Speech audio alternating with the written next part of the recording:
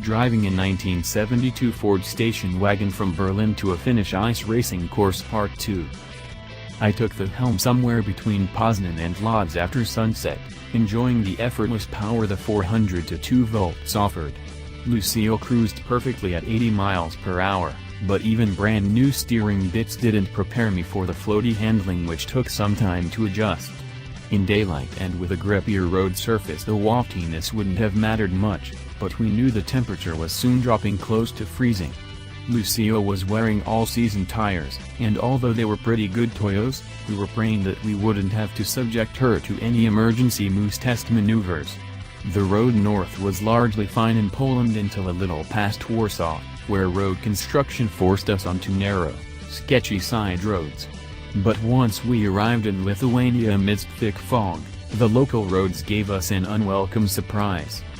With Philip, Lucille's owner, behind the wheel at 4 a.m., Lucille hit an invisible speed bump at 35 miles per hour, and the rear end slammed into the road surface.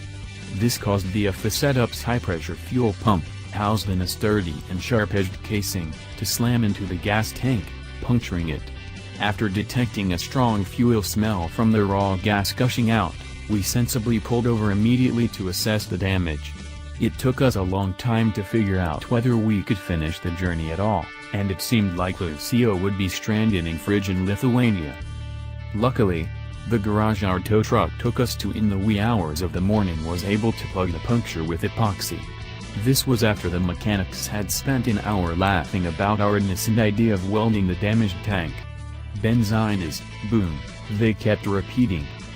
After some much-needed sleep on the garage sofa and a good breakfast nearby, we were able to leave Painavzes and continue north towards Estonia through Latvia, with the 400 again rumbling happily with fuel in its guts. We didn't make the ferry we had originally booked, but luckily I had been able to transfer the booking. We arrived in Helsinki late Thursday night, and retreated to sleep in real beds instead of a mechanic's couch. In the morning, the fuel tank repairs were inspected at another garage.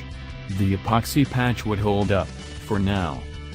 The weather on Finnish roads proved challenging. A semi-truck had skid off the road and caused a traffic jam on Highway 4 that connects the ends of the country.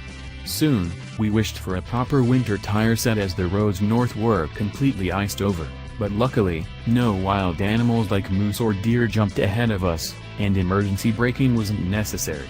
In the late hours of Friday evening we made it to the airfield our 30-strong group of gearheads had booked, 435 miles from Helsinki and about 100 miles from the Arctic Circle, and I was ready to start sautéing some frozen reindeer. And hit the sauna, of course.